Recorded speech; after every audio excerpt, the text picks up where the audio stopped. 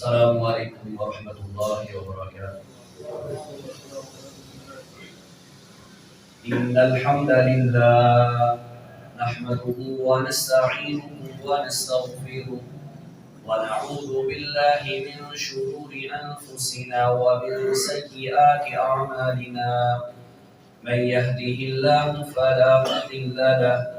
ومن يضلله فلا هادي له، وأشهد أن لا إله إلا الله وحده لا شريك له، وأشهد أن محمدا عبده ورسوله. أما بعد فإن خير الحديث كتاب الله، وخير الهدي هدي محمد صلى الله عليه وسلم، وشر الأمور محدثاتها وكل محدثة بدعة وكل بدعة ضلالة وكل ضلالة في النار. يا أيها الذين آمنوا اتقوا الله حق تقاته ولا تموتن إلا وأنتم مسلمون. يا أيها الناس اتقوا ربكم الذي خلقكم من نفس واحدة وخلق منها زوجها وبث منهما رجالا كثيرا ونساء، واتقوا الله الذي تساءلون به والأرحام إن الله كان عليكم رقيبا. يا أيها الذين آمنوا اتقوا الله وقولوا قولا سديدا يصلح لكم أعمالكم ويغفر لكم ذنوبكم، ومن يطع الله ورسوله فقد فاز فوزا عظيما. اللهم صل على محمد وعلى آل محمد كما صليت على إبراهيم وعلى آل إبراهيم إنك حميد مجيد. اللهم بارك على محمد وعلى آل محمد كما باركت على إبراهيم وعلى آل إبراهيم إنك حميد مجيد. رب اشرح لي صدري ويسر لي أمري واحلل عقدة من لساني يفقهوا قولي. رب زدني علما. ہر قسم کی حمد و ثنا، کبریائی اور بڑائی اللہ وحدہ لا شریک کے لیے، جو اللہ اکیلا ہی ساری کائنات کا خالق، مالک، حاکم، رازق، مدبر، منتظم، مشکل کشا، حاجت روا، بگڑی بنانے والا، عصمت سنبھالنے والا،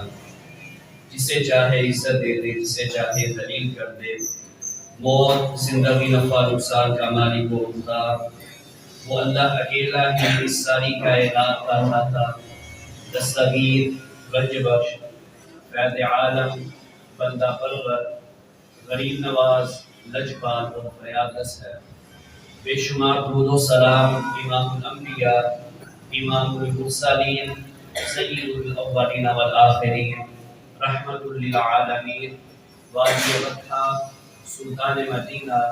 جناب محمد رسول اللہ صلی اللہ علیہ وآلہ وسلم کی ذات غرابی پر، کہ جنہیں اللہ خالق کائنات نے ہم سب کی رشد و ہدایت کے لیے رہنما، مقتدا، پیشوا، رہبر اعظم، مرشد اعظم، ہادی اعظم، قائد اعظم اور امام اعظم بنایا۔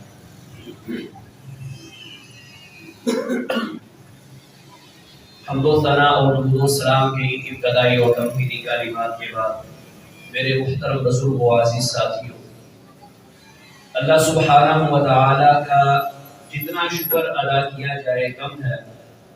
کہ اللہ سبحانہ و تعالی نے ہماری زندگیوں کے اندر ایک بار پھر اپنے خاص مہمان کو ہمارے نصیب کے اندر کیا۔ کتنے ہی ایسے لوگ ہیں ہمارے اپنے ہی عزیز و اقارب، دوست، احباب، کہ وہ پچھلے سال تو ہمارے ساتھ موجود تھے، لیکن اس رمضان کے موسم کے اندر، رمضان کی بہاروں کے اندر آج وہ ہمارے اندر موجود نہیں ہیں۔ وہ قبروں کے اندر سو رہے ہیں، یہ اللہ تعالیٰ کی بہت ہی بڑی نعمت ہے ہمارے اوپر کہ اللہ تعالیٰ نے ہمیں نیکیوں کا موسم بہار دے دیا کہ اے میرے بندو 11 مہینے جو تم نافرمانیاں کرتے رہے ہو، بغاوتیں کرتے رہے ہو،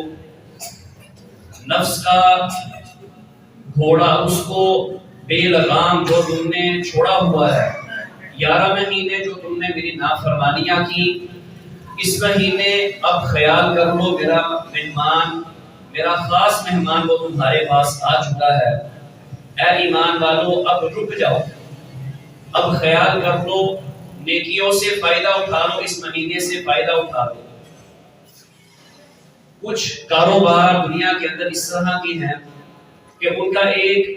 سیزن لگتا ہے، سال کے اندر ایک سیزن لگتا ہے کہ وہ سیزن لگانے والا اس مہینے کے اندر بہت زیادہ محنت کرتا ہے، اس کو پتا ہے کہ میری پورے سال کی جو کمائی ہے وہ میں نے اس سیزن سے اکٹھی کرنی ہے، وہ بڑی محنت کرتا ہے۔ اسی طرح دین کے اندر بھی اللہ تعالیٰ نے رمضان المبارک کا مومنوں کو سیزن دیا ہے کہ اے ایمان والو اس رمضان کے اندر نیکیوں کا سمندر ہے یہ مہینہ، اس کو ضائع مت جانے دینا، اس کو ایسے ہی مت کہ روزہ رکھ لیا پورا دن سوئے رہے اور راتوں کو فضول جاگنا، جس طرح کہ ہماری نوجوان نسل ہم خود راتوں کو فضول جاگنا اور صبح کے وقت روزہ رکھ کر سو جانا، تو یہ بہت ہی قیمتی لمحات ہیں، ان کو ضائع نہیں کرنا۔ تو عزیز ساتھیوں، رمضان کے اندر جہاں اور بہت سارے رمضان ہمیں پیغامات دیتا ہے کہ رمضان کے اندر قرآن کو زیادہ سے زیادہ پڑھا جائے، رمضان کا اور قرآن کا آپس کے اندر بہت ہی گہرا تعلق ہے۔ جہاں رمضان ہمیں اور درس دیتا ہے کہ رمضان کے اندر اللہ تعالیٰ کے راستے کے اندر خرچ کرو، رمضان کے اندر خرچ کرنا یہ سلف صالحین کی، صحابہ کرام رضی اللہ تعالی عنہم کی، آپ علیہ السلام کی بہت ہی عظیم سنت ہے کہ رمضان کے اندر تیز آندھی کی طرح خرچ کیا کرتے تھے۔ اسی طرح رمضان ہمیں یہ پیغام دیتا ہے کہ اے مومنوں، اے مسلمانوں، اے ایمان والوں، اللہ تعالی تمہیں کچھ چیزوں کا آپس کے اندر جوڑنے کا حکم دیتا ہے جن کو آج ہم لوگوں نے توڑ دیا ہے۔ بہت ہی تیزی کے ساتھ ہمارا معاشرہ، ہمارا خاندان اللہ کی اس نصیحت کو، جس کو اللہ تعالیٰ نے کہا ہے کہ جوڑ کے رکھنا ہے، آپس کے اندر متحد ہو کر رہنا ہے، آج ہم لوگ اس چیز کو بڑی تیزی کے ساتھ توڑتے چلے جا رہے ہیں، اور وہ ہے رشتے ناموں کو آپس کے اندر جوڑ کے رکھنا، رشتے داریوں کو آپس کے اندر جوڑ کے رکھنا، کہ جس کو آج ہم لوگ خیال نہیں کرتے۔ مہینے گزر جاتے ہیں، سال گزر جاتے ہیں، کئی سال گزر جاتے ہیں، حتیٰ کہ بڑوں کی ناراضگیوں کی وجہ سے نسل در نسل وہ ناراضگیاں اگلی آنے والی نسل، ہماری اولادوں کے اندر بھی وہ چیزیں پیدا ہو جاتی ہیں کہ ایک ہی ماں کے 2 بیٹے وہ آپس کے اندر اگر ناراض ہیں تو کئی سال گزر جاتے ہیں، آپس میں وہ مل کر نہیں بیٹھتے، صلہ رحمی کو اختیار نہیں کرتے۔ یہ صلہ رحمی عزیز ساتھیوں اتنی عظیم چیز ہے، اتنی اہم چیز ہے۔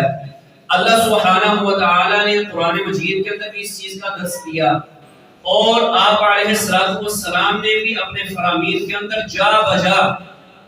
رشتے ناتوں کو جوڑنے کا حکم دیا، اس کی اہمیت کو اجاگر کیا، اور جو لوگ اس کو توڑتے ہیں ان کے متعلق بہت ہی سخت وعید بیان فرمائی کہ جو لوگ اللہ تعالیٰ کے اس رحم کو، صلہ رحمی کو توڑ دیتے ہیں وہ کس قدر برا عمل کر رہے ہیں۔ اللہ سبحانہ و تعالی قرآن مجید کے اندر ارشاد فرماتے ہیں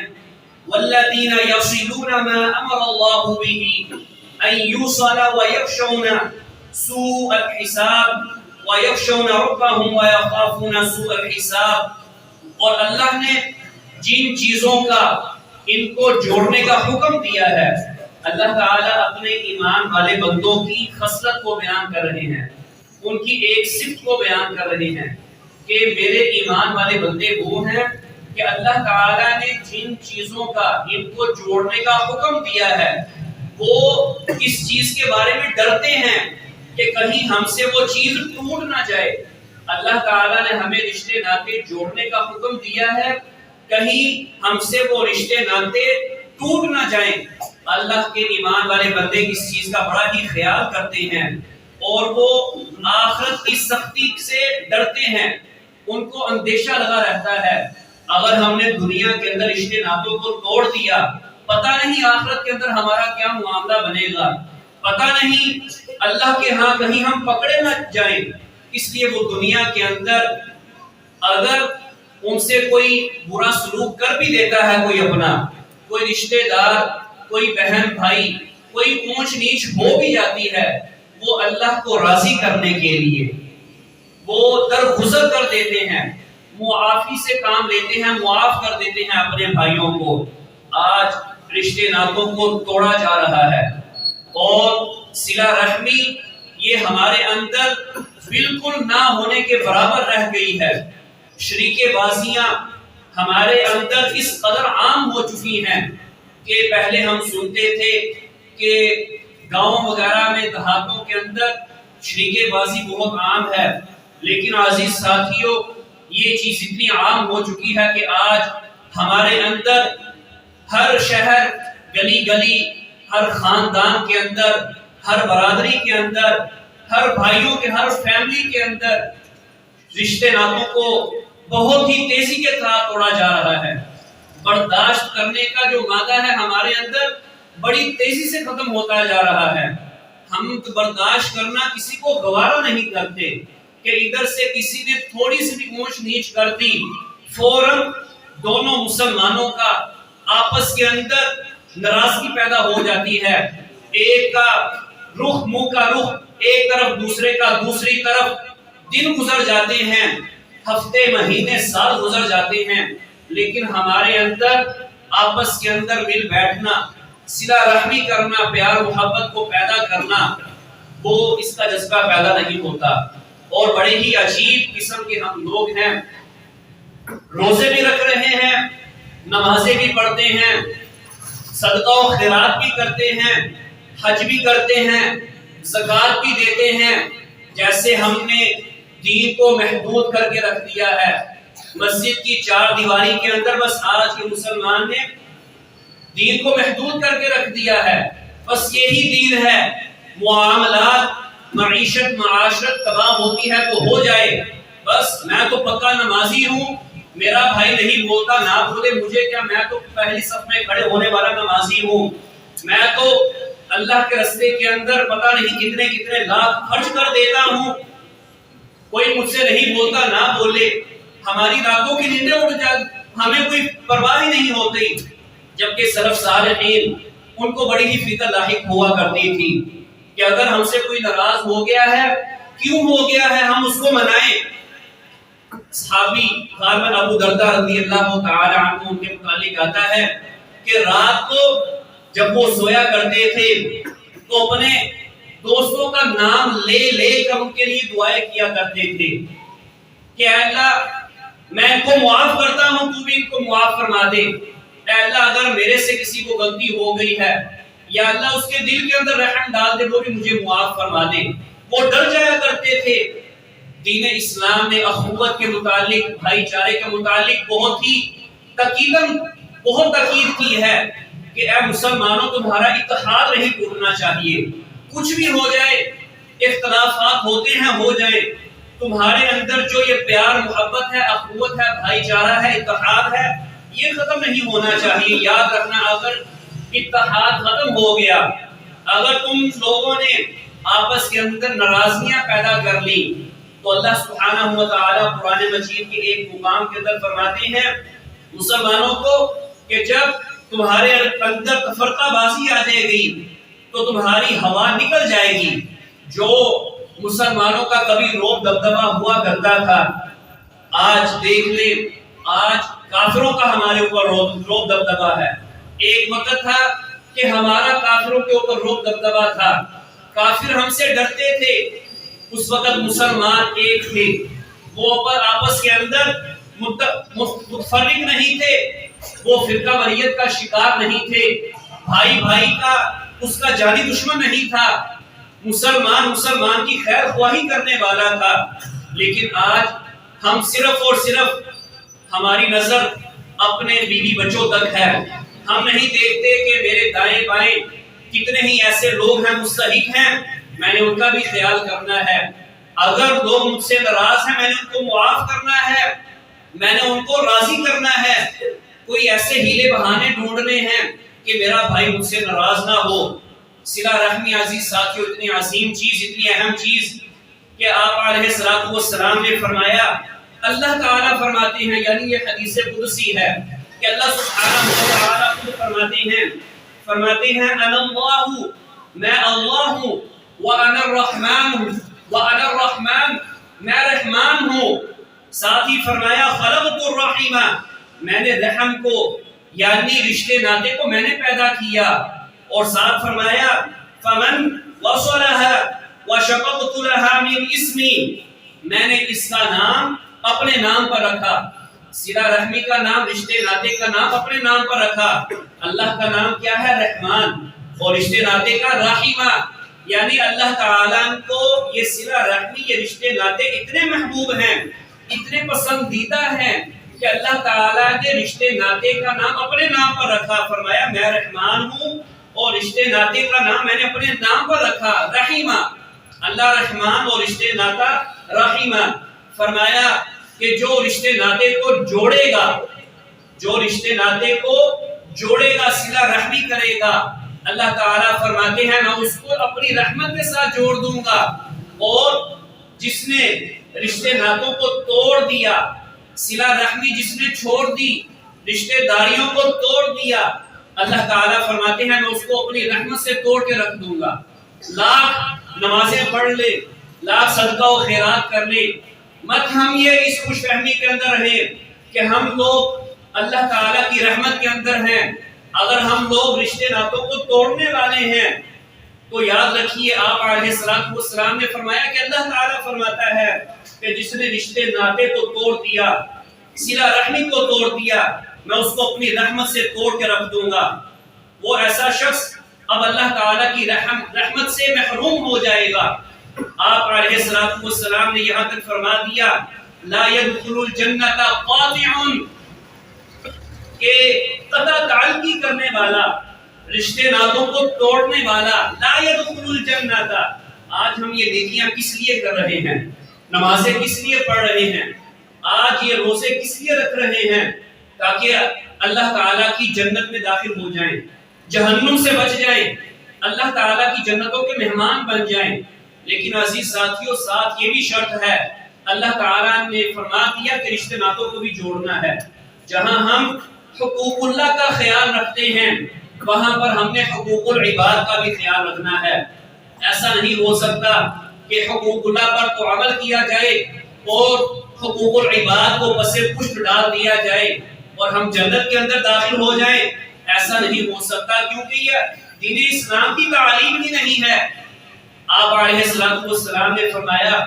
کہ 3 قسم کے حقوق ایسے ہیں، 3 قسم کے حقوق کہ اللہ تعالیٰ ایک حقوق کو تو معاف فرما دے گا، لیکن 2 حقوق کو اللہ تعالیٰ معاف نہیں کرے گا۔ پہلا حقوق شرک،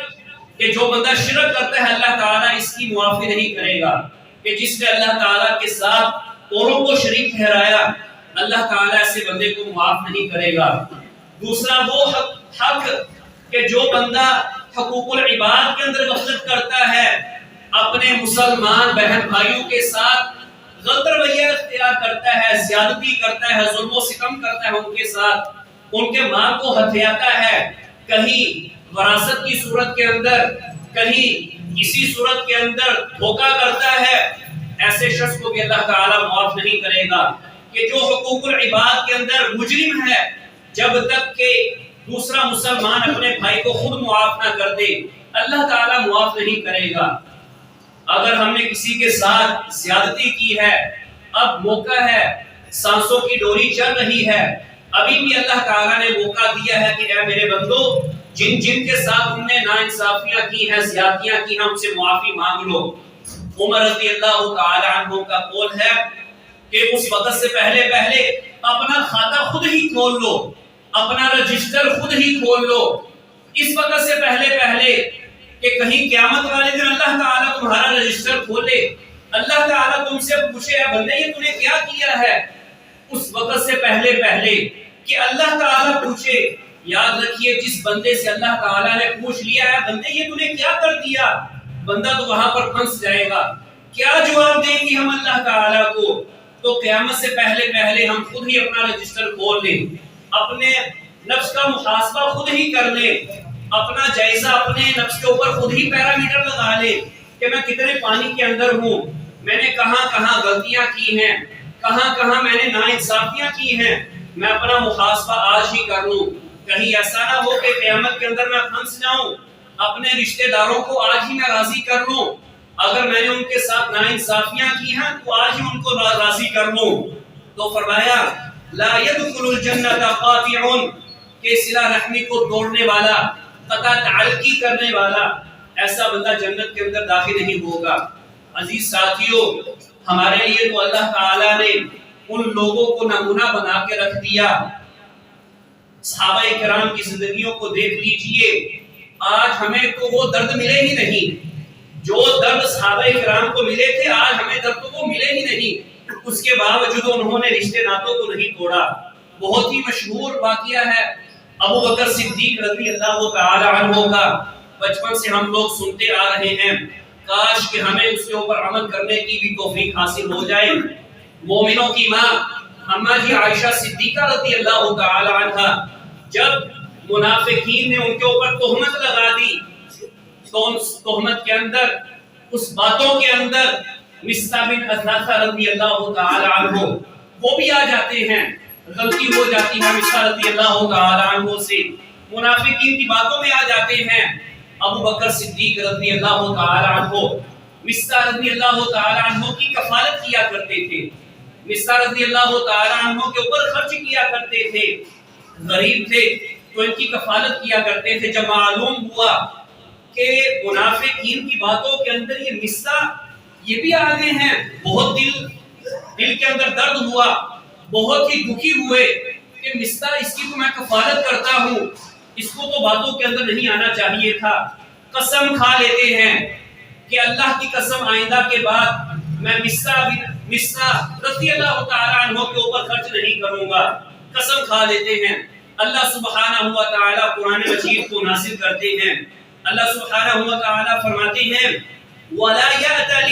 أُولُو الْفَضْلِ مِنْكُمْ وَالسَّعَةِ أَنْ يُؤْتُوا أُولِي الْقُرْبَى وَالْمَسَاكِينَ وَالْمُهَاجِرِينَ فِي سَبِيلِ اللَّهِ وَلْيَعْفُوا وَلْيَصْفَحُوا، کہ اللہ تعالیٰ نے جن کو کشادگی دی ہوئی ہے، مال و دولت والے ہیں، ایسے لوگوں کو زیب نہیں دیتا کہ وہ قسم اٹھا لے کہ آئندہ کے بعد ہم مساکین کے اوپر خرچ نہیں کریں گے، ان کو یہ زیب نہیں دیتا۔ اللہ سبحانہ و تعالیٰ فرماتے ہیں کہ ان کو زیب نہیں دیتا یہ کہ قرابت داروں کے اوپر خرچ نہ کریں، قسم اٹھا لیں کہ آئندہ کے بعد ہم خرچ نہیں کریں گے۔ اللہ تعالیٰ فرماتے ہیں بلکہ ان کو چاہیے کہ یہ معاف فرما دے۔ اللہ تعالیٰ نے جس وقت اس آیت کو نازل کیا کہ اے ایمان والو تم کو یہ زیب نہیں دیتا، کیا تم کو یہ چیز پسند نہیں کہ اللہ تعالیٰ تم کو معاف فرما دے؟ اگر اے ایمان والو تم چاہتے ہو کہ اللہ تعالیٰ تم کو معاف فرما دے، وَلْيَعْفُوا وَلْيَصْفَحُوا، تم بھی اپنے بھائیوں کو معاف کر دیا کرو، تم بھی تو غلطی کے پتلے ہو، تم سے بھی تو غلطی ہو سکتی ہے، ہم سب چاہتے ہیں ہمیں اللہ تعالیٰ معاف فرما دے۔ تو اللہ تعالیٰ کا مطالبہ ہے کہ اے میرے بندے، اے مومن بندے، اگر تو چاہتا ہے کہ میں تجھے معاف فرما دوں تو تجھے چاہیے تو بھی اپنے بھائیوں کو معاف کر دیا کر۔ اللہ تعالیٰ مغفرت، اللہ تعالیٰ معاف کرنے والے ہیں۔ تو جس وقت یہ آیات نازل ہوئی، ابو بکر صدیق رضی اللہ تعالی عنہ نے کہا اے اللہ کیوں نہیں، میں تو چاہتا ہوں کہ تو مجھے معاف فرما دے۔ دیکھیے آج ہمیں ہر شخص دیکھ لے کہ میری زندگی کے کتنے برس گزر چکے ہیں. وہ صحابہ کرام اور ہم میں یہی فرق تھا کہ ان کے اوپر جب قرآن کی آیات نازل ہوتی تھی پہلی ہی بات کانوں کے اندر جب پڑتی تھی اسی وقت عمل کر لیا کرتے تھے. سوچتے نہیں تھے دیکھیں گے اس نے بھی تو میرے ساتھ ایسا کیا ہے, اس نے مجھے بہت بڑا دکھ دیا ہے, یہ کیا ہے وہ کیا ہے. آج ہمیں تو وہ دکھ ملے ہی نہیں. ہماری تو ناراضیاں بڑی عجیب قسم کی ہیں. کوئی ہمیں کھانے پہ بلا دے, اچھی طرح وہ مہمان نوازی نہ کرے, ہم نے اس کو گوشت کھلایا ہو وہ ہمیں چکن کھلا دے, ہمیں سبزی کھلا دے, بڑے عجیب قسم کے لوگ ہیں. حقیقت بات ہے ہم لوگ ناراض ہو جایا کرتے ہیں. چھوٹی چھوٹی بات کے اوپر ہمیں اگر کوئی شادی پر نہ بلائے ہم ناراض ہو جایا کرتے ہیں. کوئی صحیح طرح ہمیں پروٹوکول نہ دے ہم ناراض ہو جایا کرتے ہیں. پتہ نہیں کیسے کس قسم کے ہم مسلمان ہیں. اور ایک وہ عظیم قسم کے مسلمان کہ پہلی بار صرف اتنا بڑا ان کو صدمہ لگ گیا, اس کے باوجود صرف ایک مرتبہ انہوں نے اللہ سبحانہ و تعالی کی بات کو سنا, اسی وقت کہہ دیا کہ اے میرے رب کیوں نہیں, میں تو چاہتا ہوں تم مجھے معاف فرما دے. اور انہوں نے مصطح بن اثاثہ رضی اللہ تعالی عنہ کو معاف فرما دیا اور دوبارہ سے مصطح بن اثاثہ رضی اللہ تعالی عنہ کی کفالت کرنا شروع کر دی. تو جس طرح سلف صالحین صحابہ کرام نے ایسی عظیم مثالیں پیش کی ہیں کہ اتنا بڑے واقعے ہونے کے باوجود انہوں نے معاف فرما دیا, تو ہمیں بھی چاہیے کہ آج ہم سے بھی کوئی اگر کوئی ظلم و ستم کرتا ہے, کوئی زیادتی کرتا ہے, ہم بھی اس کو معاف فرما دیں. آپ علیہ الصلوۃ والسلام نے فرمایا, بہت ہی قیمتی حدیث ہے, آپ علیہ الصلوۃ والسلام فرماتے ہیں لا يحل للمسلم ان يهجر اخاه فوق 3 ليال. کسی مسلمان کو یہ زیب نہیں دیتا, کسی مسلمان کی یہ شان نہیں کہ وہ اپنے مسلمان بھائی سے 3 دن سے زیادہ ناراض رہے, 3 دن سے اپنے بھائی کو چھوڑے رکھے, اپنے بھائی سے ناراض رہے, جدا رہے. ایک مسلمان کو یہ زیب نہیں دیتا. کافر ہوتے ہیں ہوتے رہیں, غیر مسلم ہوتے ہیں ہوتے رہیں, ہم مسلمان ہیں, ہم اپنے بھائیوں سے کیوں ناراض ہوں؟ اگر کمی پیشی ہو گئی ہے تو کیا ہو گیا, معاف فرما دیں. دین اسلام کے مزاج کو سمجھیے. دین اسلام یہ نہیں کہتا کہ تم محبت کی لڑیاں پھڑو دو, کہ تم ایک دوسرے کے اتنے بس گلے کے ساتھ لگ جاؤ. دین اسلام یہ چاہتا ہے کہ 2 مسلمان آپس کے اندر بس جدا نہ ہو. ایسا نہ ہو کہ ایک مسلمان ادھر سے آ رہا ہے ایک ادھر سے آ رہا ہے اور اتنی ناراضگی ہے کہ دونوں آپس کے اندر سلام لینے سے رہ جائیں. ایسا نہیں ہونا چاہیے. بھئی رشتے ناتے نہیں, ایک دوسرے کو رشتے ناتے نہیں دینا چاہتے نہ دو, ایک دوسرے کے ساتھ کاروبار نہیں کرنا چاہتے نہ کرو, ایک دوسرے کے ساتھ معاملات نہیں کرنا چاہتے نہیں پسند نہ کرو. لیکن ناراض ہو جانا کہ بندہ اپنے مسلمان بھائی سے سلام بھی نہ لے, ایسا نہیں ہونا چاہیے. دین اسلام چاہتا ہے کہ 2 مسلمان آپس کے اندر مل کے رہیں,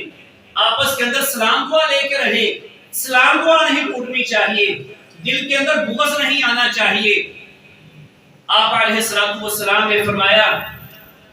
کہ تمہارے اندر پچھلی امتوں کا مرض گھس گیا ہے. بہت ہی قابل غور حدیث ہے. فرمایا کہ تمہارے اندر پچھلی امتوں کا مرض گھس گیا ہے اور وہ حسد اور بغض ہے, اور یہ تمہارے دین کو تباہ کر کے رکھ دیتا ہے, تمہارے دین کو مونڈ کے رکھ دیتا ہے. آپ علیہ الصلوۃ والسلام نے فرمایا میں یہ نہیں کہتا کہ وہ بالوں کو مونڈ کے رکھ دیتا ہے, فرمایا تمہارے دین کو مونڈ کے رکھ دیتا ہے. حسد اور بغض یعنی یہ نیکیوں کو ختم کر کے رکھ دیتا ہے. آج بغض اور حسد ہمارے اندر کس قدر عام ہو چکا ہے کہ اگر ہمارے سامنے کسی مسلمان بھائی کے پاس نئی گاڑی آ جائے, ہم بہت کم اپنا محاسبہ کرتے ہیں, اپنا تزکیہ کرتے ہیں. دل کے اندر بغض آ جاتا ہے, یا اس کے پاس کیوں آ گئی ہے, میرے پاس بھی ہونی چاہیے تھی, میرے پاس اس سے اچھی ہونی چاہیے تھی. حسد بغض بہت معاشرے کے اندر عام ہو چکا ہے, خاندانوں کے اندر عام ہو چکا ہے. تو فرمایا یہ تمہارے دین کو مونڈ کے رکھ دیتا ہے. میں یہ نہیں کہتا کہ بالوں کو مونڈتا ہے, بلکہ تمہارے دین کو ختم کر کے تباہ کر کے رکھ دیتا ہے. ساتھ ہی آپ علیہ السلام نے فرمایا والذی نفسی بیدی، اس ذات کی قسم کہ جس کے ہاتھ میں میری محمد صلی اللہ علیہ وآلہ وسلم کی جان ہے، لا يدخل الجنہ، تم اس وقت تک جنت کے اندر داخل نہیں ہو سکتے جب تک آپس کے اندر، جب تک تم مومن نہ ہو جاؤ، اور تم اس وقت تک مومن نہیں ہو سکتے جب تک تم لوگ ایک دوسرے کے ساتھ محبت کرنا نہ شروع کر دو۔ ساتھ فرمایا کیا میں تمہیں ایسی چیز نہ بتاؤں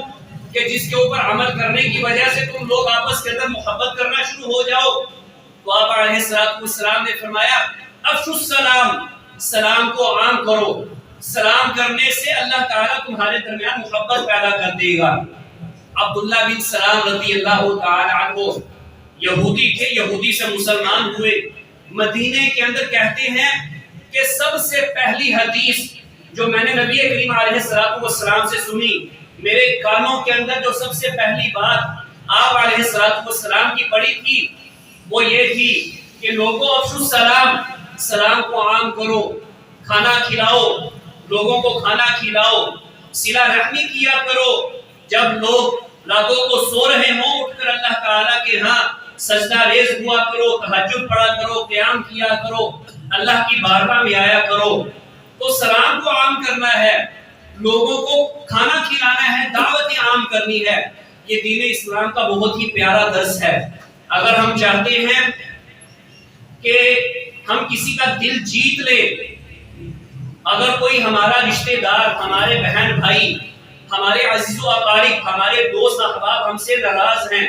دین اسلام نے بہت ہی پیارا نسخہ بتایا کہ ایک تو سلام کو عام کرنا ہے، بار بار کریں سلام، کوئی ناراض ہوتا ہے بار بار ملنے کی کوشش کریں اور دعوت کریں، تحفے تحائف دیں، اس سے ہمارے مسلمان بہن بھائیوں کے دل کے اندر محبت پیدا ہوگی، دل نرم ہو جائیں گے، آہستہ آہستہ محبتیں پیدا ہو جائیں گی، اور اس عظیم نسخے کی وجہ سے جب ہم لوگوں کے اوپر خرچ کریں گے، رشتہ ناتوں کو جوڑیں گے، ان کا خیال کریں گے، اس سے ہمارا اپنا ہی فائدہ ہے۔ آپ علیہ السلام نے فرمایا، حدیث کا مفہوم ہے کہ جو شخص یہ چاہتا ہے کہ اس کی عمر دراز ہو، لمبی ہو، صحت والی ہو، اس کا رزق، اس کے رزق کے اندر فراخی ہو، رزق کے اندر فراوانی ہو۔ آج ہمارے ملک پاکستان کے اندر معیشت کی بہت ہی تنگی ہے، جتنے بھی یہاں پر لوگ بیٹھے ہیں بلکہ پورے پاکستان کے اندر شاید ہی کوئی بندہ ہوگا کہ جس کو یہ شکایت نہیں ہوگی معیشت سے، روٹی سے، مہنگائی سے، ہر بندہ اس چیز کا رونا رو رہا ہے۔ آپ علیہ السلام نے فرمایا کہ جو چاہتا ہے اس کے رزق کے اندر فراوانی ہو، رزق کے اندر فراخی ہو اور عمر دراز ہو، صحت والی ہو، اس بندے کو چاہیے کہ وہ صلہ رحمی کیا کرے۔ ایک غالباً فیصلہ آباد یا لاہور کے ایک بہت ہی بڑے بزنس مین ہے، ان کا سچا واقعہ ہے۔ ایک عالم اہل علم، ایک عالم وہ بیان کرتے ہیں اپنے درس کے اندر کہ میرے پاس ایک وہ بندہ آتا ہے جو بہت ہی بڑا بزنس مین ہوتا ہے، آ کر کہتا ہے کہ حضرت بیماریوں نے جکڑ لیا ہے، نہ جانے کہاں کہاں سے علاج کروایا، شفا نہیں مل رہی، بہت ہی پریشان ہوں، کوئی حل بتا دیجئے۔ اہل علم نباز ہوتے ہیں، امت کے نباز ہوتے ہیں، سمجھ لیتے ہیں اللہ تعالیٰ آج امت کے اندر جیسے ماضی کے اندر سلف صالحین تھے،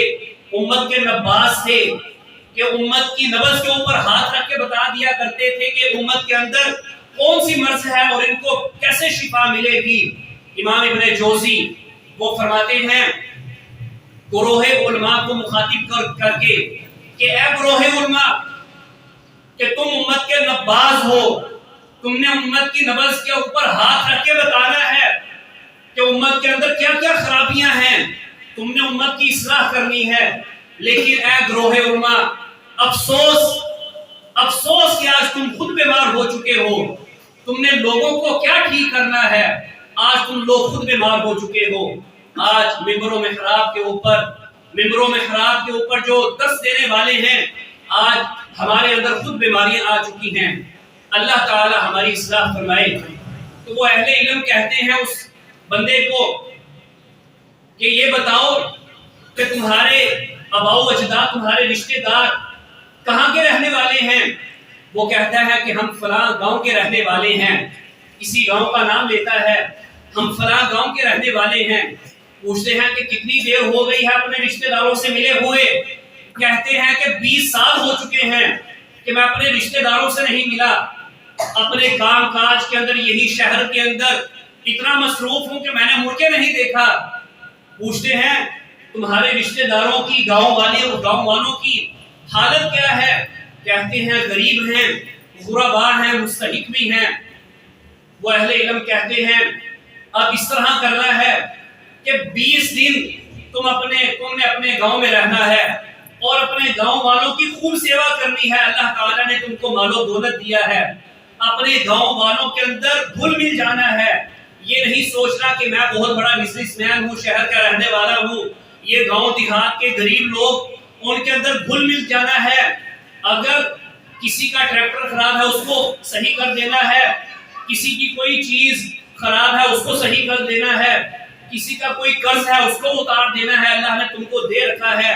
کسی کی کوئی ضرورت ہے، قرض کے نیچے دبا ہوا ہے، اس کی پریشانیوں کو دور کرنا ہے۔ غرض 20 دن تم نے خوب ان کی سیوا کرنی ہے۔ 20 دن کے بعد میرے پاس آنا۔ وہ آدمی کہ جو بیماری کی وجہ سے بہت ہی زیادہ پریشان تھا، بہت ہی زیادہ علاج کروا چکا تھا، 20 دن اپنے گاؤں جاتا ہے، پوری طرح عمل کرتا ہے، 20 دن اپنے گاؤں والوں کی خوب خدمت کرتا ہے، اپنے رشتے داروں کی، اپنے دوست احباب کی، جو بھی ان کے گاؤں والے ہوتے ہیں خوب خدمت کرتا ہے۔ کسی کا قرض اتار دیتا ہے، کسی کی کوئی چیز صحیح کروا دیتا ہے، کسی کی خدمت کر دیتا ہے۔ 20 دن خدمت کرنے کے بعد آتا ہے اور اس عالم دین کے پاس آ کر رونا شروع کر دیتا ہے۔ کہتے ہیں کہ اللہ تعالیٰ نے مجھ کو مکمل صحت یاب کر دیا ہے، اللہ تعالیٰ نے مجھ کو شفا عطا فرما دی ہے، میں نے اپنے ٹیسٹ کروائے ہیں، رپورٹیں کروائی ہیں، میں بالکل ٹھیک ہو چکا ہوں۔ تو یہ آپ علیہ السلام کی زبان سے نکلے ہوئے جو الفاظ ہیں، دین حق آپ علیہ السلام نے جو فرما دیا، یہ کیسے ہو سکتا ہے کہ ہم لوگ آپ علیہ السلام کی بات کے اوپر پورے یقین کے ساتھ، پورے توکل کے ساتھ ہم لوگ عمل کریں؟ اللہ تعالیٰ ضرور شفا عطا فرمائے گا۔ اللہ تعالیٰ نے کچھ فرما دیا کہ جو بندہ چاہتا ہے کہ اس کی زندگی لمبی ہو، یعنی صحت والی ہو، تندرستی والی ہو، اور اس کے رزق کے اندر فراخی ہو، تو اس کو چاہیے کہ وہ رشتے ناتوں کو جوڑا کرے، صلہ رحمی کیا کرے۔ تو اس بندے نے بھی صلہ رحمی کی۔ اور اسی طرح ایک حدیث کے اندر آتا ہے، آپ علیہ السلام نے فرمایا المسلم اخو المسلم، کہ مسلمان کا بھائی ہے، نہ اس کے اوپر ظلم کرتا ہے، نہ اس کو بے یار و مددگار چھوڑ دیتا ہے کہ ٹھیک ہے یہ جانے، اس کا کام جانے، میرا کیا لگتا ہے۔ مسلمان کا ہونا ہی کافی ہے۔ ہمارے لیے سب سے جو عظیم رشتہ ہے وہ ایمان کا، اسلام کا رشتہ ہے۔ اللہ تعالیٰ کو عمر رضی اللہ تعالی عنہ ایک مرتبہ کعبہ کے سامنے، حجر اسود کے سامنے کھڑے ہوتے ہیں اور کہتے ہیں اے حجر اسود، میں جانتا ہوں کہ تو ایک پتھر ہے، اگر میں نے اپنے نبی کریم علیہ السلام کو نہ دیکھا ہوتا کہ آپ علیہ السلام نے تیرا بوسہ لیا ہے، میں تیرا بوسہ نہ لیتا۔ یاد رکھ، اللہ تعالیٰ کے نزدیک تیری حرمت، اللہ تعالیٰ کے نزدیک ایک مومن کی حرمت تیرے سے بہت زیادہ ہے۔ ایک مومن کی حرمت، آج ہم اتنے لاکھ روپے لگا کے حج کرنے جاتے ہیں، حجر اسود کا بہت ہم کوشش کرتے ہیں، بہت ہی تگ و دو کرتے ہیں بوسہ لے لیں، بہت اچھی بات ہے، بہت ہی سعادت کی بات ہے، لیکن یہ کیسی احمقانہ سوچ ہے کہ ہم حج پر چلے جائیں، پیچھے سے ہمارے مسلمان بہن بھائی ہم سے ناراض ہوں، وہ ہم سے غصے میں ہوں، ناراض ہوں، ہم ان کے حقوق کو غصب کر کے ہم حج عمرے کرنے جا رہے ہیں، جبکہ عمر رضی اللہ تعالی عنہ کہتے ہیں کہ ایک مومن کی حرمت حجر اسود اس سے بھی زیادہ ہے، اور ہم لوگ جو بڑی حرمت ہے اس کو پامال کر دیں۔ سال ہاں سال گزر گئے، ہمیں پرواہ ہی نہیں کہ یار ہم نے اپنے مسلمان بھائی کی اس کی تیمارداری بھی کرنی ہے، اگر میں اس سے ناراض ہوں میں نے اس کو معاف بھی کرنا ہے، میں نے صلہ رحمی بھی کرنی ہے، کوئی خیال ہی نہیں۔ آپ علیہ السلام کے سامنے دو عورتوں کا ذکر کیا گیا۔ ایک عورت وہ تھی، صحابہ کرام نے کہا اے اللہ کے رسول علیہ السلام، دو عورتیں فوت ہوتی ہیں، ایک عورت کے متعلق کہا جاتا ہے کہ یہ بہت ہی زیادہ فرائض کے ساتھ ساتھ نوافل بھی پڑھنے والی ہے، صدقہ و خیرات بھی دینے والی ہے، روزے بھی رکھنے والی ہے،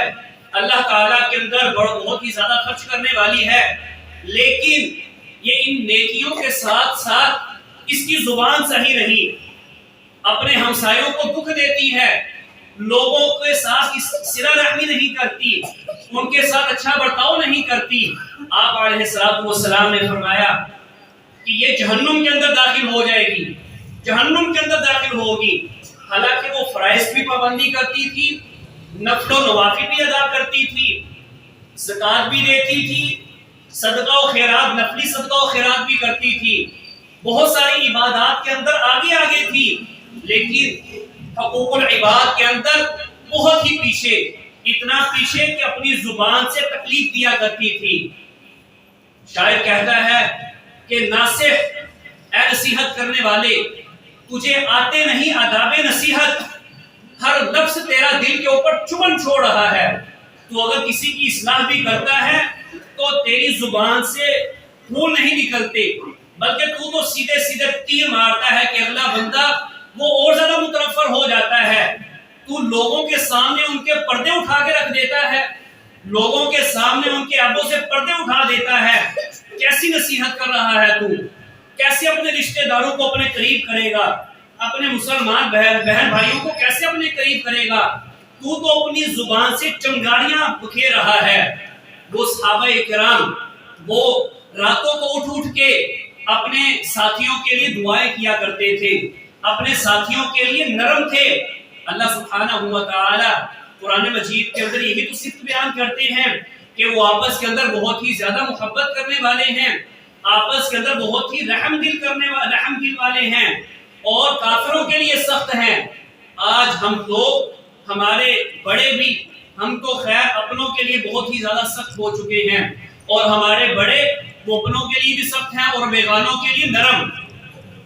بیگانوں کے لیے، کافروں کے لیے نرم ہو چکے ہیں اور اپنوں کے لیے سخت ہو چکے ہیں۔ آج دیکھ لیجئے، المسلم و اخو المسلم، مسلمان کا بھائی اس کو بے یار و مددگار نہیں چھوڑتا۔ آج فلسطین کو دیکھ لیجئے، آج ہمیں ڈرنا چاہیے کہ قیامت والے دن ہمارا کیا بنے گا۔ آج ہم لوگ ہنسی خوشی سحر و افطار کر رہے ہیں، سحریاں کر رہے ہیں، افطاریاں کر رہے ہیں، ہم اندازہ نہیں لگا سکتے کہ ان کی سحریاں کس طرح ہو رہی ہیں، ان کی افطاریاں کس طرح ہو رہی ہیں، ہم اندازہ نہیں لگا سکتے۔ شاعر کہتا ہے کہ اے میری کہانی سننے والے، مت پوچھ مجھ سے میرا قصہ، مت پوچھ مجھ سے میرا قصہ، اگر میں ہنس کر بھی تجھ کو اپنا قصہ سناؤں گا تو رو پڑے گا۔ وہ اتنے درد کے اندر مبتلا ہیں اہل فلسطین کہ اگر ہمیں ان کی شدت کا، ان کے درد کا پتہ چل جائے، اگر کوئی ہنس کر بھی ہمیں ان کا قصہ سنائے گا تو ہم رو پڑیں گے۔ اس قدر ان کے اوپر درد آ چکا ہے، اس قدر ان کے اوپر آزمائش آ چکی ہے، اور ہم لوگ کیسے ان کی مدد کر سکتے ہیں؟ آج ہم لوگ تو یہاں پر بسنے والے ایک دوسرے کی مدد نہیں کر رہے، اپنے ساتھ ہمسایہ، ہمیں تو یہ پرواہ نہیں کہ میرے ساتھ والا جو ہمسایہ ہے اس کے پاس کھانے پینے کے لیے ہے کہ نہیں، وہ کس حالت کے اندر ہے، میرے رشتہ دار کس حالت کے اندر ہیں، وہ تو سات سمندر پار۔ کس طرح ہم شاعر مشرق اس کی بات کو پر عمل کر سکیں گے کہ اخوت اس کو کہتے ہیں، چبھے کانٹا جو کابل میں تو ہندوستان کا ہر پیر و جواب کام ہو جائے۔ آج ہمارے اندر وہ درد نہیں رہ گیا، آج وہ احساس، وہ ہمدردی ہمارے اندر ختم ہو چکی ہے۔ آج ہر مسلمان کی صرف ایک ہی سوچ ہے، بس میں، میرے بیوی بچے، بس آگے سوچ ختم، آنکھیں بند ہو جاتی ہیں۔ امت کا کیا ہو رہا ہے مجھے کوئی پرواہ نہیں، میرے دائیں بائیں انسانیت کس مشکلات کے اندر دو چار ہے، ہمیں کوئی پرواہ نہیں، بس ہمیں یہ ہے کہ بس میرا پیٹ بھرنا چاہیے، میرے بیوی بچے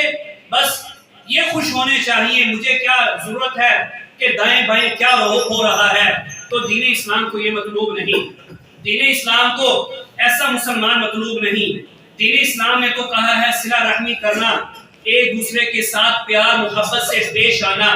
اللہ تعالیٰ نے قرآن مجید کے اندر یہی درس دیا ہے، آپ علیہ السلام نے تو اپنے فرامین کے اندر یہی درس دیا ہے۔ آپ علیہ السلام فرماتے ہیں واللہ لا یؤمنو، واللہ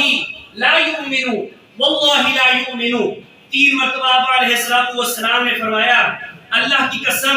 وہ شخص مومن نہیں ہو سکتا، اللہ کی قسم وہ شخص مومن نہیں ہو سکتا، اللہ کی قسم وہ شخص مومن نہیں ہو سکتا۔ فرمایا کہ جو اپنے رشتہ داروں کو، اپنے ہمسایوں کو تنگ کرتا ہے، اس کے ہمسائے اس کی شرارتوں کی وجہ سے پریشان ہے، ایسا شخص مومن نہیں ہو سکتا۔ تو وہ جو عورت تھی کہ جو بہت ہی زیادہ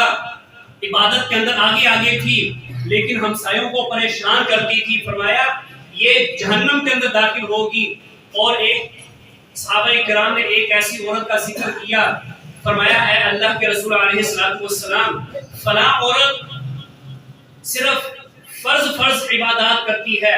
فرائض کو پورا کرتی ہے، نفل و نوافل نہیں، صرف جو فرائض چیزیں ہیں بس وہ کرتی ہے، اور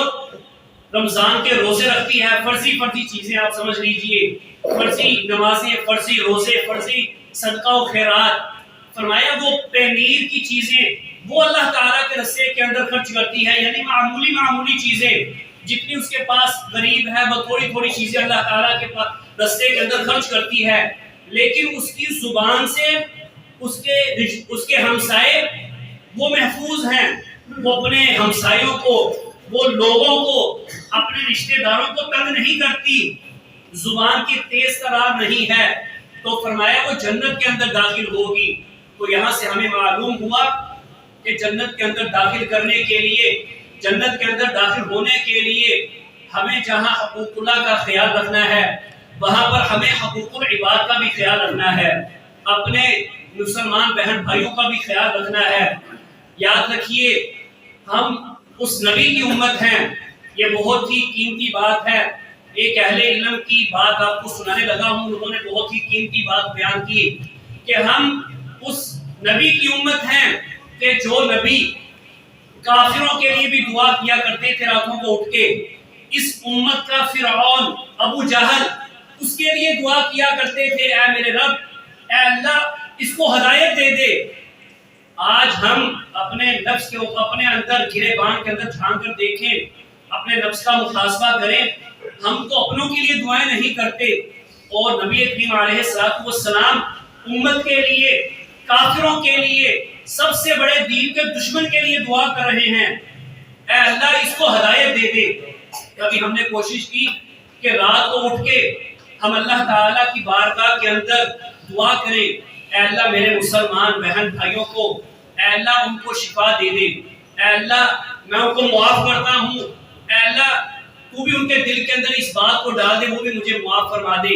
اے اللہ تم کو ہدایت دے دے، اے اللہ